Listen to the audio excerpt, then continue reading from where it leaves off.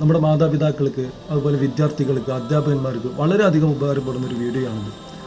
നമ്മളെല്ലാവരും കേൾക്കുന്നൊരു വിഷയമാണ് AI, അതായത് നിർമ്മിത ബുദ്ധി എന്ന വിഷയം. ഇന്ന് വളരെയധികം ചർച്ച ചെയ്യുന്നൊരു വിഷയമാണ്. ഇത് എങ്ങനെ ഉപയോഗിക്കാമെന്ന് പലർക്കും അറിയില്ല. പക്ഷെ വളരെ സിമ്പിളായിട്ട് അതിൻ്റെ ഉപയോഗത്തെക്കുറിച്ച് പറയാനാണ് ഞാൻ ഉദ്ദേശിക്കുന്നത്. നിർമ്മിത ബുദ്ധി എന്ന് പറയുമ്പോൾ നിലവിൽ ലഭ്യമായ സകല ഡാറ്റാസും ഉപയോഗപ്പെടുത്തിക്കൊണ്ട് സോഫ്റ്റ്വെയറിനൊക്കെയും പ്രാക്ടീസ് ചെയ്യിപ്പിച്ച് നിലവിൽ ലഭ്യമായ ഡാറ്റാസ് വെച്ചുകൊണ്ട് പുതിയ ആശയം കണ്ടെത്താനും പുതിയ ഉൽപ്പന്നങ്ങൾ ലഭ്യമാക്കാനും സഹായിക്കുന്ന ഒരു രൂപമാണ് AI എന്ന് പറയുന്നത്. ഇംഗ്ലീഷിലുള്ളൊരു വാർത്ത മലയാളത്തിൽ ഒരു തെറ്റുമില്ലാതെ ലഭിക്കാനും, അതുപോലെ തന്നെ ട്രാൻസ്ലേഷൻ, അതുപോലെ നമുക്ക് കാൽക്കുലേഷൻ, ഇങ്ങനെ പല ആവശ്യങ്ങൾക്കും AI ഉപയോഗിക്കാൻ പറ്റും.